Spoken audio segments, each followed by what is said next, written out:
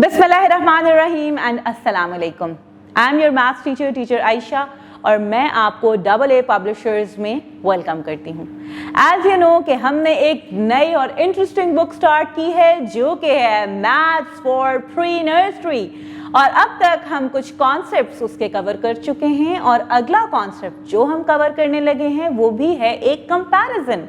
उसमें भी हमने दो चीज़ों को कंपेयर करना है, लेकिन अब हमने उनको कंपेयर करना है with respect to their heights, उनकी लंबाई के तवस्सुस से। जी, कौन सी चीज कितनी लंबी है, how tall is something, and कौन सी चीज कितनी छोटी है, हाउ शॉर्ट इज समथिंग। लेकिन उससे पहले हम सुनेंगे एक बहुत ही मजेदार सी स्टोरी, तो जल्दी से चलते हैं हम अपनी स्टोरी की तरफ।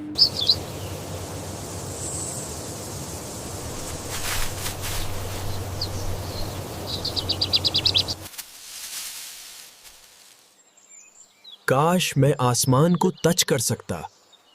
फिक्र मत करो, तुम तो दिलों को टच करते हो।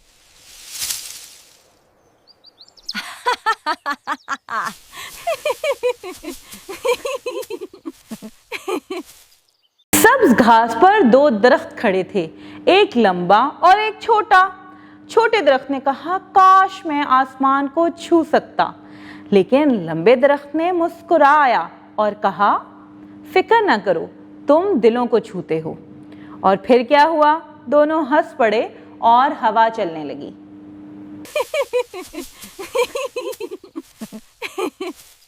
तो ये है हमारे आज का पेज। यहाँ पे है एक बड़ा दरख्त जो कि है टॉल और एक छोटा दरख्त जो कि है शॉर्ट। और ये स्टोरी जो आपने सुनी है ये इन दो दरख्तों के बारे में थी। अब हम चलते हैं कि हमने क्या एक्टिविटी करनी है। Write small t for tall animal and s for the short one.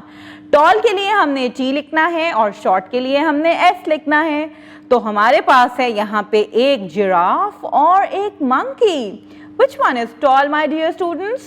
Yes, the giraffe is tall and the monkey is short. So we are going to write T over here and S over here.